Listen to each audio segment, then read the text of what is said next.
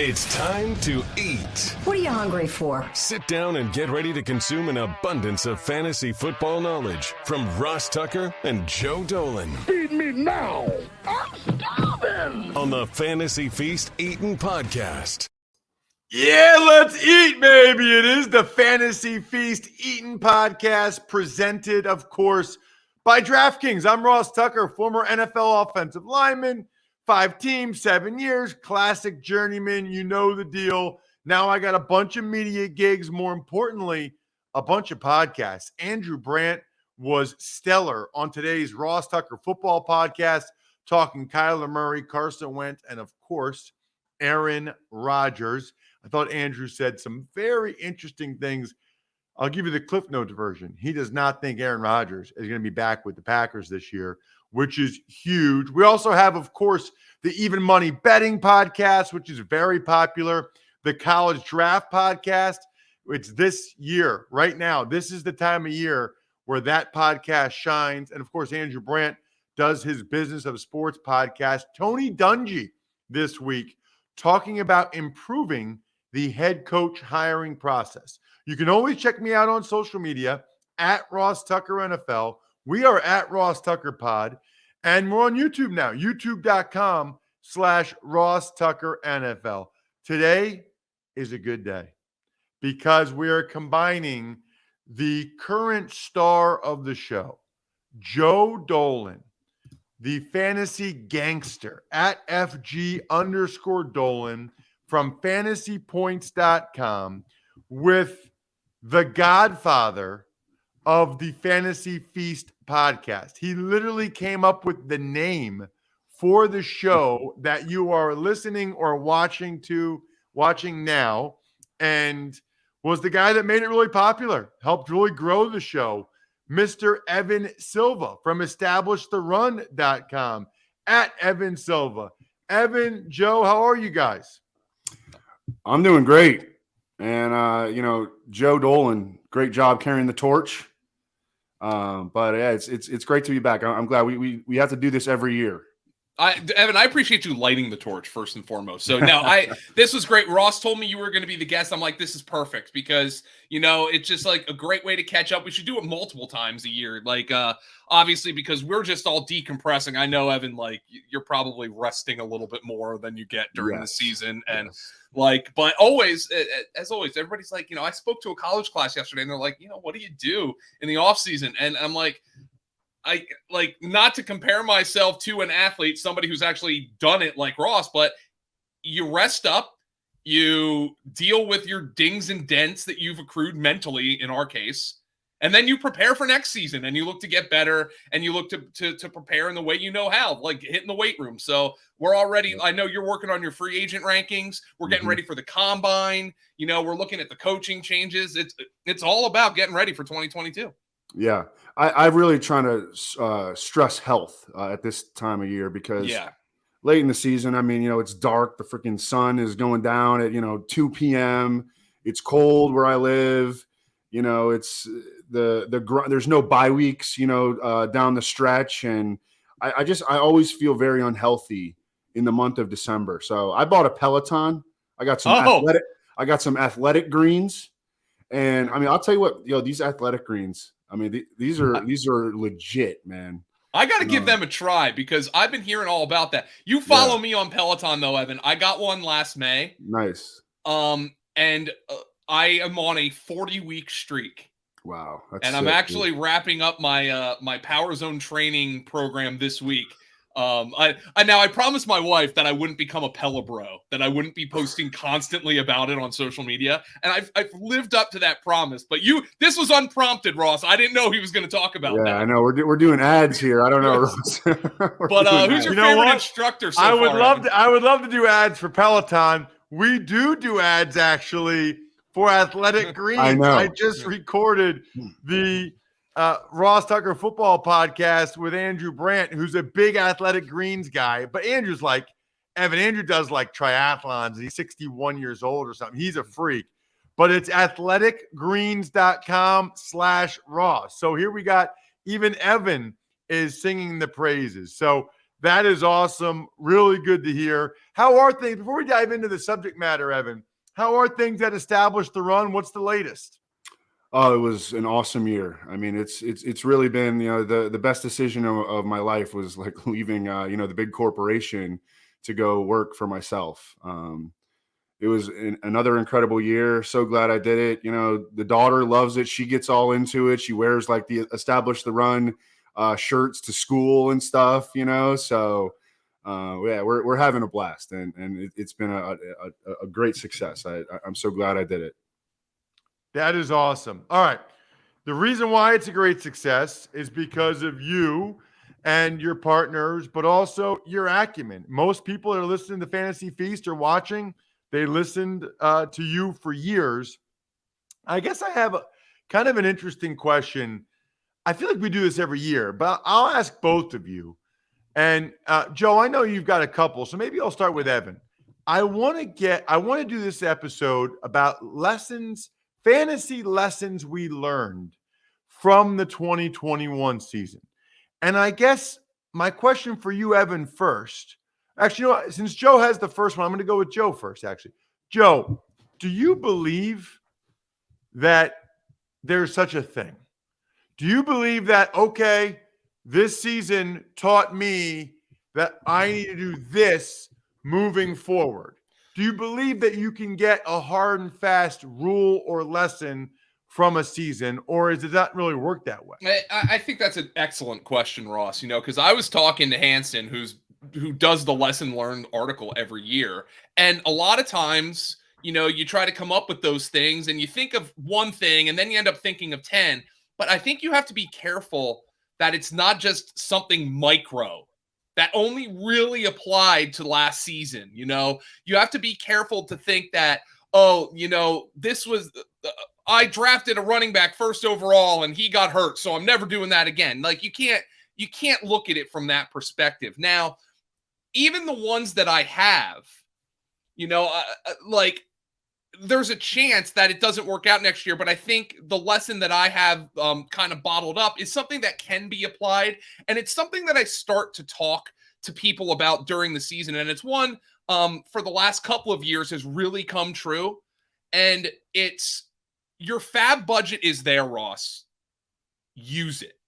And not to move on from the question that you asked, because I think your point was extremely valid that if you just do the opposite of things that didn't work out for you this past season, that's not a great way to win in the next season. But for the fab budget, the way I look at it, hold on, Joe, I want to stop you right there. Please do. Before we get to the fab budget, okay, I did want to hear Evan's thoughts on the let's do that. on the existential question that I am asking here, which is, because Evan, we did this every year. I know. So if you're going to tell me now that no, you can't, what did we do every year we were doing the show? We would always, one of the first or two episodes after the season, we bring a guest on or you, and you would talk about the lessons you learned from it. So you clearly believe that there are lessons you can take from a year moving forward. Yeah, and I mean, I don't want to, go crazy and try to make up that the fact that I learned, 15 things or something. I've been doing this for almost 2 decades at this point. I mean, it's like 15, 16 years, So, and every year it is, it's essentially the same, but I don't know. I have my contribution to that coming up. But I did want to say regarding what Joe said, Elijah Mitchell was the perfect example. And this is an anecdotal example. It doesn't happen like this every year, but it was after week 1, right? The bidding for Elijah Mitchell. And there were people out there saying, what are these idiots doing, bidding on Elijah Mitchell, investing, all their fab into a Shanahan backfield? It's going to be musical chairs all year. Taking that chance, the people that did do that really benefited from that, especially down the stretch. Elijah Mitchell was a guy that you could plug and play every single year or every single week. And so, I think that's a great example of why, use your fab, man. Do not be one of these people making fun of the people that bid on Elijah Mitchell. Be one of the people that is bidding on Elijah Mitchell, please. Even if you don't want to bid, 755 out of your 1,000, put in a solid bid, because that's an opportunity. Elijah Mitchell in a Shanahan running game, and I know that people have gotten frustrated over the years about Tatum Bell and Mike Bell and Mike Anderson and Alandis Gary and Evan Royster, Roy Halou. We could go through the laundry list of Shanahan backs that didn't work out. Dude, that's a lot of legendary names right there. I know, right? Penn State's all-time leading rusher in there. Did I hear a Evan Royster and a Roy Halou? Yes. But yeah, but in terms of, I think there's always a couple of lessons that you can learn every single year. That I'll give mine when we're done here. Yeah, I wanted to bounce off obviously what Evan said, because it turns out the question was asked week 1: is Elijah Mitchell worth 40% of your fab budget? Okay, and there was a huge debate, and by week like 8 or 9, the answer was obviously yes. I mean, you look back at in terms of ranking for the full season, and this is important for the full season because I know people won championships with Boston Scott and Justin Jackson in their lineups. Well, that's a little bit different. But if you're ranking for the full season, who are the best waiver wire pickups? They were Elijah Mitchell and basically Cordero Patterson. And you could have bought in on both of those guys right after week 1. Patterson for a little less than Mitchell. But you have to keep in mind, there's fewer practices, there's fewer preseason games. Oftentimes, we don't get the opportunity to look at, some of these maybe younger players or players in a new situation who are busting out in training camp. And oftentimes, I'm not even sure teams know, what's going to happen. I think the Falcons certainly they don't know. Yeah. The Falcons certainly came into this season thinking, man, Mike Davis is going to be our lead back. And then all of a sudden, in each early season game, Cordero Patterson is doing more with fewer touches than Mike Davis. And they decided they needed to give Mike Davis more touches. But I always tell people, look, your fab, that's not telling you, Ross, that you blow $100 in week 1. That's not what I'm saying. It's always nice to have $7, $8, $9 left over for the playoff weeks when you need to put in a $3 bid for Justin Jackson when your opponent has only $2 left. That's not what I'm saying. But I am stunned each and every season by the amount of people who ask me on Twitter or in Discord, oh, Joe, it's week 9. What percentage of my fab budget should I put in for this important player? I'm like, dude, it's week 9. The playoffs are like 5 weeks away. What are you sitting on? If you've got $65 left, there's really no need. I think you can blow your fab early. I think you can blow a half of it early and then very carefully use the rest later on, especially when it's somebody like Mitchell, who we know, like Evan was going to, we know a Shanahan running back is going to have some success. And that certainly plays into, why Elijah Mitchell was such a good pickup. Even all those guys that I rattled off, they each had at least 3, 4, 5 usable weeks. I know it was frustrating that they weren't the feature back for the entire season, right? Yeah. But they all had usable weeks. And that's why it's so important at the running back position too, because you pick up Elijah Mitchell. Okay, you had to reconfigure your brain because we spent all off season drafting Trey Sermon in the 6th and 7th round. Okay, well, Elijah Mitchell, if Trey Sermon did what Elijah Mitchell did this past year, we'd be talking about Trey Sermon as a 1st round pick for fantasy.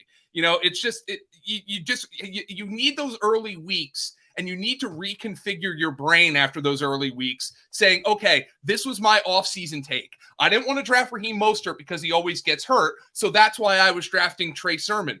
But Raheem Mostert did get hurt, and Trey Sermon was inactive, so why can't Elijah Mitchell be what we thought Trey Sermon was going to be? So I think you use those early weeks to maybe take some of those offseason takes that you developed, understand where those takes were right, and then understand where they were wrong and then reapply them. And I think that with the fab budget thing is really important. Now, you look back the last number of years, though, beyond Elijah Mitchell, James Robinson, this is a little bit different because he was announced as their RB1 right before week 1 in 2020. But I don't know how many people were actually buying that.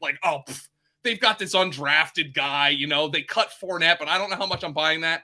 But there's always an opportunity. Philip Lindsay a couple years ago was a guy who was an undrafted guy who ended up having a lot of impact as a rookie and was available on the waiver wire. So I'm pretty sure in 2022, just based on recent trends, there's going to be a running back who is going to be either drafted extremely late for people who draft the week before the season. James Robinson was drafted a lot in best ball leagues in 2020 in the week or 10 days before the season, but was basically undrafted in everything before that. Maybe you do your draft in the middle of August and some of these guys slip through the cracks. Every single year, there's going to be a running back, I think, after week 1 or week 2, who nobody was talking about in May, nobody was talking about in June, and is going to make an impact very early in the season. And those guys are worth spending the fab on, especially if they're in a situation like Evan alluded to, where we know they have success, like in a Shanahan backfield. So, okay, quick question. Part of what I think my job is to remind you guys that we get new listeners sometimes. We get people, believe it or not, that are just getting into fantasy football. Joe, explain fab budget. Okay, so it's the best way to play waivers in fantasy football. Basically, you get in some leagues 100, some leagues 1,000. Basically, it's multiples of 10, and you're essentially spending the same, more of a percentage of your budget. But basically, early in the week when waivers are locked, everybody in the league gets an equal opportunity to claim a player, but you have to use a percentage of that budget, whether it's 100 fake dollars, 1,000 fake dollars. Some leagues use real money for waiver budgets, and you get an opportunity to bid, and whoever bids the highest wins the rights to that player on the waiver wire. Other leagues, it's more old school now, just use basic waiver priority. That's another thing. Use your waiver priority. Like for that, it's the same concept, but fab is a little bit more strategic. But that's what that is. Free agent auction budget, Ross. That's what it stands for. I didn't even know what that stands for. All right, well there you go. Evan, you didn't know what it stood for? No, I didn't. Yeah, free agent auction budget. That's what you were never curious as to what fab was. Yeah. I knew it was like free agent bucks. I didn't know it was all those technicalities. That is so funny. What about before we get to your lesson learned, Evan? I do want to point out.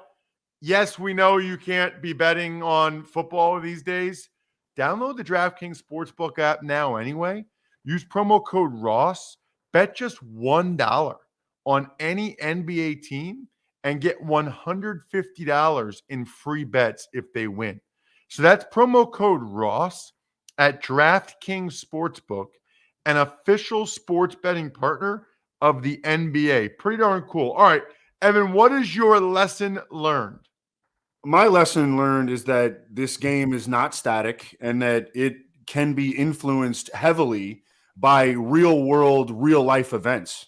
I mean, at this point, for the last 2 years, we have had an entirely new additional injury report called the COVID list. And the league itself has had to make changes. It was crazy late in the season. I could barely write my matchups column on Establish the Run because you didn't know. Because I write so much of that like on Sunday night, Monday, Tuesday. You had no idea if the quarterbacks were going to play in a given game. You have to be able to adjust to actual real life, real world events. Also, the 18-game season. It is, it's only one extra week, but it really does add a lot. And also the fact that in what way, Evan? Well, when you combine it with the COVID list, because the COVID list has, added the essentially an entirely different injury report, and so much stuff would happen on like Friday night and then Saturday. Saturday used to be an off day for fantasy football analysis. Like I could go watch college football. I could go hang out with my kid. Saturday is literally another work day. We have to work every single day. I'm not complaining. I have, a dream job for a lot of people. I love my job, but it is now a 7-day per week job. And when you combine it with why is Saturday now a work day? Just because so much news would break on late Friday and then Saturday morning, not just injury report stuff, but the COVID stuff. Now it's possible that we're kind of starting to get out of the woods with regard to the COVID stuff. But it has really changed the game, certainly from an analysis standpoint and from a player standpoint too. You had to pay attention on Saturdays now. You have to pay attention. You can't just go, Friday, skip Saturday, wake up Sunday morning, get everything, in order. Like it became a lot more work over the last 2 years because of, number one, the extra week, and also because Saturday is now like a really big day for fantasy preparation. That was for a very long time not the case. Yeah, I'm really hoping that the COVID stuff calms down, and I would think, barring I'm certainly not an epidemiologist or doctor, but barring another variant that's more severe, right. I think we probably are out of the woods. Amazing how nobody caught COVID in the playoffs, by the way. My buddy Adam Levitan jokes that Roger Goodell started giving, instead of the COVID tests, Roger Goodell, they started giving pregnancy tests to all the players. Look. You know what's amazing? It's clean. Do you guys realize that there was like a 3-week period where I think a third of the NFL went on the COVID list? Yes, a third. Well, I almost forgot about that. There was wild, man. It coincided with the fantasy playoffs, of course. But Evan was talking about his Peloton earlier. But it's so funny because every Friday I would hop on at about 3:30, 4 o'clock, like before the West Coast final injury reports are out, but after most of it was done. And every single damn week, I would put my phone on like one of the bottle holders on the Peloton. So I'd have my bottle here, and Joe is really into telling us how much he works out. I can't bring it back to how you were working out again. I can't do that, Ross, because I'm not in good shape. But like every single week, without fail, I'd see a Slack message from Graham Barfield. And I'm like, well, here it comes. Who's ruled out now? And blows up all of our week of analysis. And that's the thing that I think Evan might be getting into as well, is like, you feel really good about this analysis that you had done all week. Right. And now you have to go rewrite it in like 25 seconds to try to make it distill it down to the new situation with guys on the COVID list. And it was so annoying to do that. So, hopefully we don't have real world circumstances like that in 2022 and beyond that affect. But, you can only do that. It honestly felt, Evan, like at some point, like around week 15, 16, I'm going through news articles to find tidbits. And I'm like, why the hell am I even doing this? I know. Like, what is the purpose of this? I'm going to have to change it anyway. What about rookies? What about Jamar Chase? I mean, I know he played defense, but Micah Parsons. I guess we've had good rookies, but that was one thing that jumped out to me. Like this, I mean, this was just a hell of a year. I mean, it was a hell of a class, And apparently, this upcoming class isn't that great. So we'll see. I read something. We do the college draft podcast. Right. I'm going to have Dane Brugler on soon from The Athletic. Does an awesome job. Yeah. His number one ranked player for this draft, is Aiden Hutchinson. Okay. He says that Aiden Hutchinson would not have been a top 10 pick last year. Jeez. Think about that. I mean, that's bananas. Yeah. I've listened to some of his podcasts so far this offseason, or entering the draft season, and he has compared this draft to like the Luke Jokel, Eric Fisher draft. I mean, he likes the draft in general. But it's just the star players are just, they're missing. Yeah, I mean, it doesn't seem like a great year to have like a top 10 pick, Ross. But like there's still players like that I think in general, like Evan's alluding to, it's kind of deep at like offensive tackle, edge rusher. There's good receivers in the draft. I talked to our guy Fran Duffy a couple of weeks ago, Ross, and I know we're going off on a tangent here, but I think the lesson is you can't just say, oh, rookies ruled the day for fantasy in 2021, so they're going to do the same in 2022.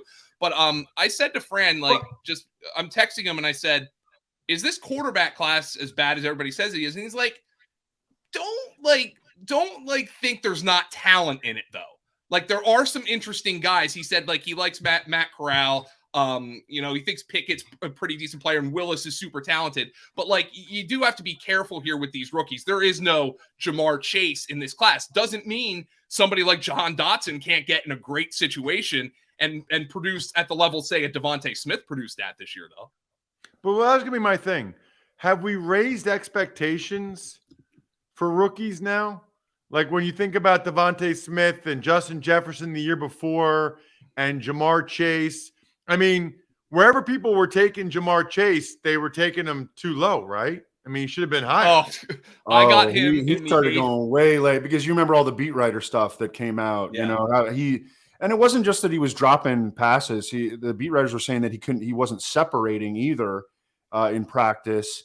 The thing is that he's not really a big separation receiver. He's not really that big either. I mean, he's 6'1", 202 or something like that. He's not 6 foot. He might be the best average size contested catch guy I think I've ever seen. He plays so big for his size and his acceleration with the ball in his hands. I mean, maybe Odell Beckham, like as a rookie, I have not seen acceleration like that with the ball in his hands from anybody. I mean, he's kind of a crazy combo of a average sized, terrific contested catch guy who also has crazy run after catch, explosive ability. He's just a really unique guy. Yeah. It's like Anquan Bolden if Anquan Bolden had run like a 4.3 or 4.4. Yeah. Yeah. And like, I think that's a good comp. And like, but here's the thing, and it's not going to apply to this year, but like every model, okay, like, and I'm talking tape to statistical models. Like, we publish a rookie prospect guide at fantasypoints.com with scouting reports from Greg Cosell. And Cosell is very measured, but he basically said in his analysis of Jamar Chase, this guy has no weaknesses, no discernible weaknesses on film. Scott Barrett does a rookie model. He had Jamar Chase as his best rookie wide receiver since Julio Jones in that model. And I think it's really important to not take 25 routes run from 3 preseason games and have that supersede all these smart people telling you something. Now, there's a case where smart people are going to disagree on something. Maybe the metrics are better than a guy's tape, or maybe his tape are better than his metrics, and there's active disagreement. But when everything lines up the way it lined up with Jamar Chase, letting 25 snaps from the preseason just completely, and it eliminated all that hype, because I got him in the 8th round of a 14-team keeper league, and it's a very competitive league. Ross, I'll fully admit, I haven't won this league in 13 years. That's how competitive it is. But I got Chase in the 8th round of that league because of the preseason, crap. And I'm embarrassed I didn't take him earlier than the 8th round. You guys always say every year when we're doing this show in August, you're like, the beat writers, they're the ones there every day. Yeah, this was an example of a situation where the beat writers really led you in the wrong direction. Yeah. Period. I mean, for the most part, I think that they're helpful. They were beating the drum on Trey Sermon. And they weren't wrong. All they were reporting what they were seeing. It wasn't just the preseason either. It was training camp. Like he was thinking. I mean, he was in a rut. He admitted it. Yeah, he admitted it. He said remember the thing about the stripes? There was no lines on the ball. Yeah, like in college. Yeah, I mean, it was a real thing. It's just, it wasn't predictive. You know what I mean? It was something that happened, and it just didn't matter. It wound up just not mattering. You know, Ross, we're going to be wrong sometimes too. We're going to have our takes. Like not that I had a huge separation between them, but I was. Joe, you get stuff wrong? Evan, believe it or not, I do. Like? What's that like? I was drafting Robert Woods before Cooper Kupp, okay? I had a good fantasy year. If I was drafting Kupp over Woods, I would have had the best year of my life. But, I get stuff wrong. But, the beat writer reports, and here's another lesson learned. You can pay attention to them, but they're one piece of the puzzle. Right. But, Evan, you'll remember the beat writers were the ones who were in August, man, Trey Sermon, know? And then it turns out Jaguars beat writers were telling us about James Robinson last year. And, those are valuable nuggets that you have to hear the steady drumbeat of those things. And if you hear it once, all right. If you hear it twice, then your ears really start to perk up. I remember when it was Kat Terrell of The Athletic, just in an offshoot in a column, she mentioned Latavius Murray's not a guarantee to make the Saints roster. That's right. At that point, he was an 8th round pick, Evan, basically everywhere. Yep. So these guys, they're important to listen to these people. It's important to follow you guys on Twitter as well, at Evan Silva. He's a stud. Can't wait till his free agent rankings comes out. Joe Dolan, at FG_Dolan. I mean, the guy's Twitter handle literally says fantasy gangsta, at FG_Dolan. I'm at Ross Tucker NFL. We are at Ross Tucker Pod. Check us out on YouTube, please. YouTube.com/Ross Tucker NFL. Evan, great to see you, man. I like the beard you're rocking. Great to have you on again. We got to do this a couple times a year. You know how much I appreciate what you did for this show and how big of a fan I am. I remember, gosh, Evan, it might have been 14 years ago, 10 years ago, getting you on Sirius XM, having you come on as a guest. And I was always a big fan of what you were doing. I'm glad appreciate that, man. Hey, nobody has helped me more than you, Ross. And, I appreciate I got your can't see it here, but I got your autographed picture here in my little office. So appreciate it, man. I got to get one of those. Awesome. Yeah. Well, guess what? Evan, Joe, since you guys are big workout guys, I'm stuffed. We're done. Thanks for listening to the Fantasy Feast podcast. Make sure to also subscribe to the Ross Tucker Football Podcast, Even Money, Business of Sports, and the College Draft. All available at Apple Podcasts, rosstucker.com, or wherever podcasts can be found. A lot of times on the show, I mentioned DraftKings. Here's what you need to know. You got to be 21 or older, New Jersey, Indiana, or Pennsylvania only. New customers only. Restrictions apply. See DraftKings.com/sportsbook for details. Gambling problem, call 1-800-GAMBLER, or in Indiana, 1-800-9-WITH-IT. By the way, if what I was talking about included a deposit bonus, doesn't always, sometimes it does. Deposit bonus requires 25 times playthrough, and deposit bonuses are paid out in site credit.